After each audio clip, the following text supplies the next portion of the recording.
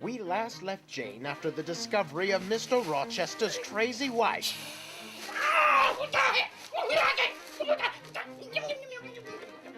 Kumquats!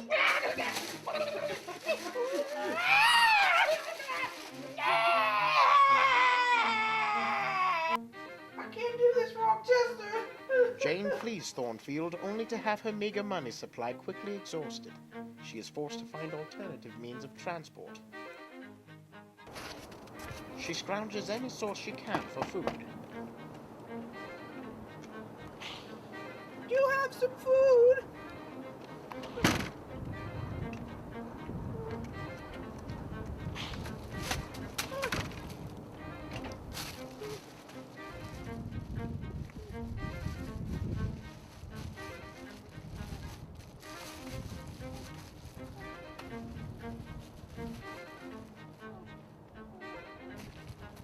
Jane is forced to brave the elements and sleep outdoors.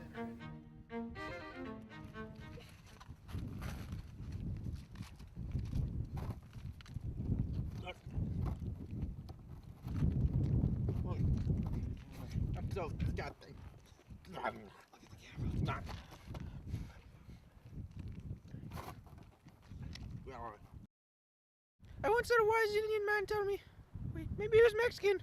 I don't know, they're all the same to me. But he said, once you learn to live with the animals, you really know you're the scum of the earth. I can't say I disagree with him. What's that light?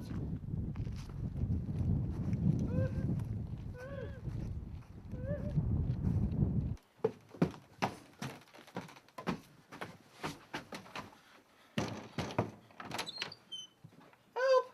Help me! Who you kidding?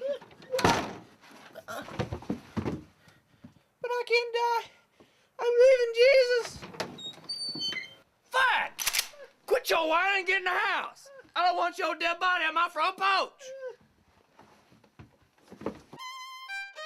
And so Jane was taken into Morehouse. Whilst there, she spends 3 days recuperating in bed. On the 4th day, Jane awakens to the smell of baking bread. What's your name, child? Jane, Elliot. Jane Elliot. You sure have come at an awkward time. Mr. Rivers, our father, lost most of our fortune in a bad business deal. My sister and I, we've been forced to work as governesses. Our father passed away, and that is why we are here. My sister, brother, and I. Well, I just about married a married man. Lucky for me, some guy showed up and told us about his crazy wife. And I lied about my name, and I don't even have a job. I bet St. John can help.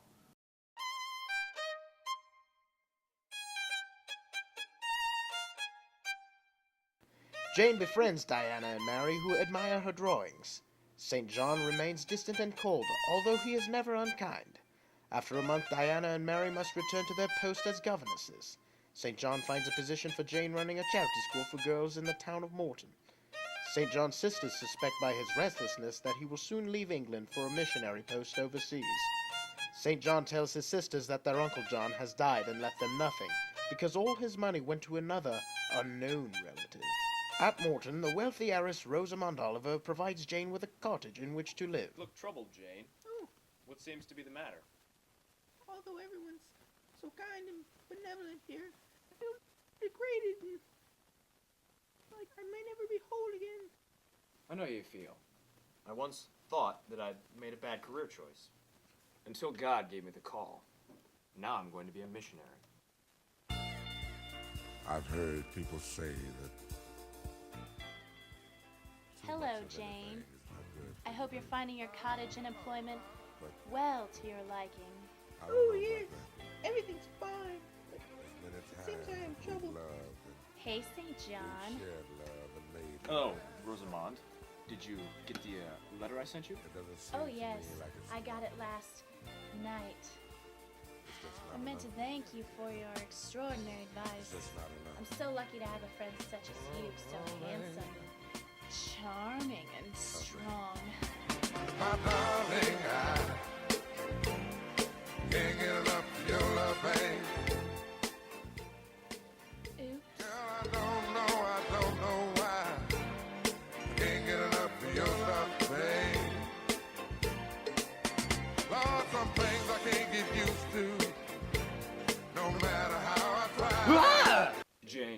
must be going. I'm sorry, Rosy Cakes. That's no lie. Oh no, babe. Tell me.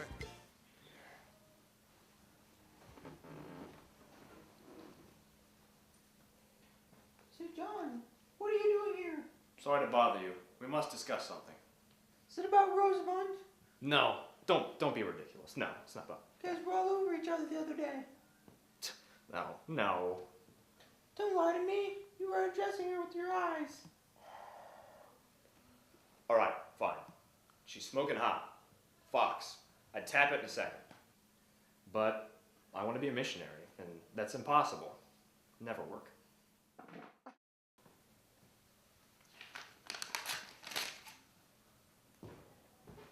And so St. John abruptly and mysteriously leaves, but not without purpose.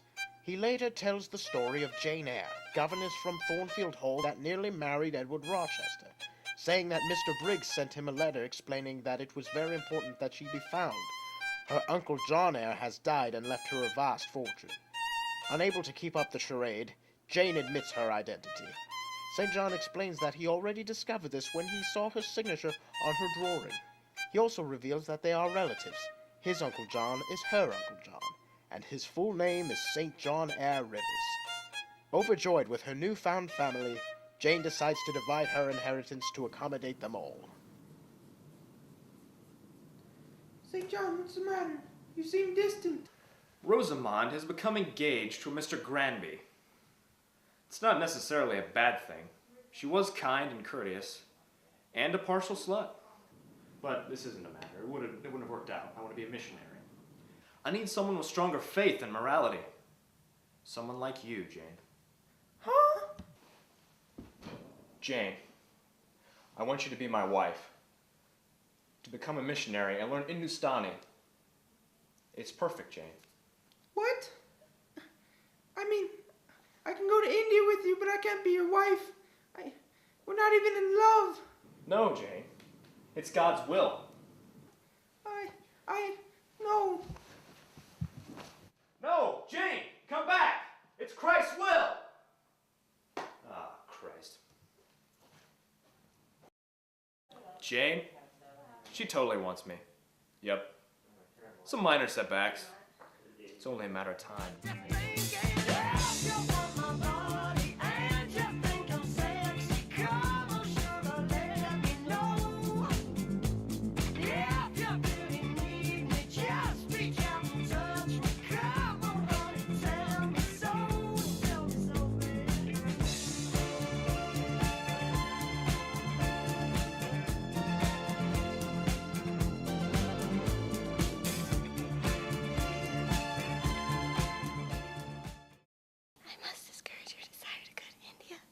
You would be a fool. St. John is just looking after his ambitious duty for his faith. Don't let him manipulate you.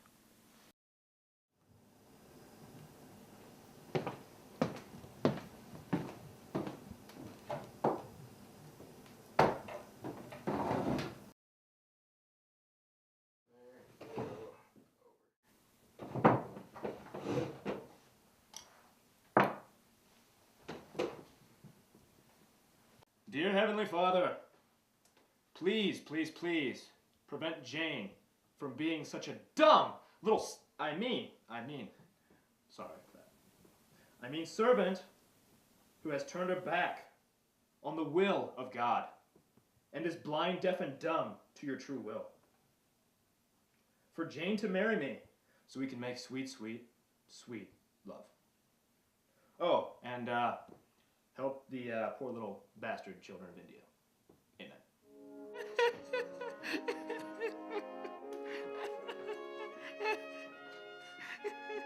I never really trusted him. He was like this as a child all the time. I can't imagine what he's doing to that poor child. The following day, Jane contemplates a supernatural experience she had the previous night, where she heard Mr. Rochester calling for her. Jane finds a note from St. John, which reads something like this. Roses are red, violets are blue. I want to make sweet, sweet love to you. Jane then departs from Morehouse to Thornfield. She arrives to find Thornfield a charred ruin.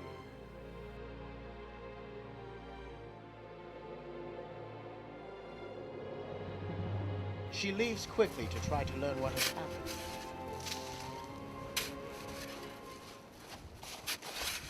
Excuse me. You know what has happened to Thornfield Manor? You talking about that idiot Edward Rochester's old place? Yeah. Well, apparently some time ago his crazy wife Bertha Mason burnt the whole place down. I guess he was feeling like a hero and he went inside to save everyone. But he lost an arm and his sight in the process. Bit stupid if you ask me. That bugger's medical and homeowner's insurance is gonna go through the roof. Do you know where I can find him? Oh yeah, he's living in a place called Ferndine in a forest near here. It's just down the road. Oh, the place I came from. Stupid lads.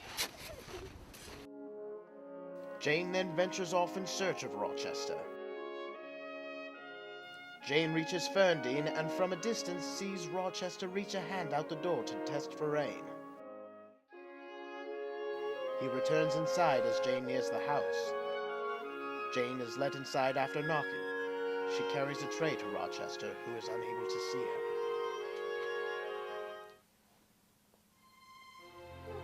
Jane? Is that you? That is you! I've missed you so. Never leave you again.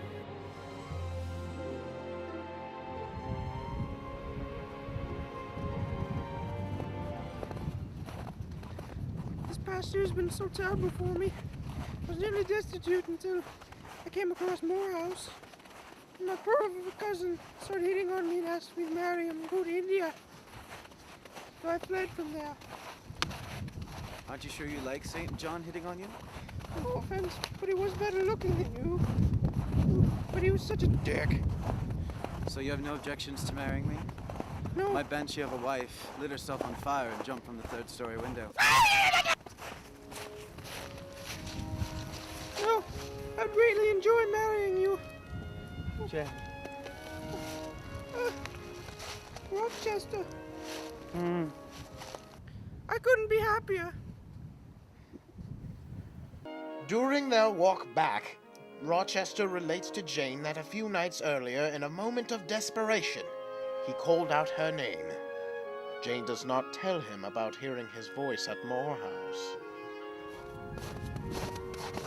Stop! What is it, Jane? Nothing. It's come this way. Okay. Jane and Rochester marry with no witnesses other than the parson and the church clerk. Jane writes to her cousins, and Mary and Diana write back with their good wishes. During the next 10 years of marriage, Jane helps Rochester cope with his blindness. She still writes Mary and Diana, who both have found husbands, and St. John left for India as planned. St. John claims to have had a premonition of his own death, and Jane never sees him again.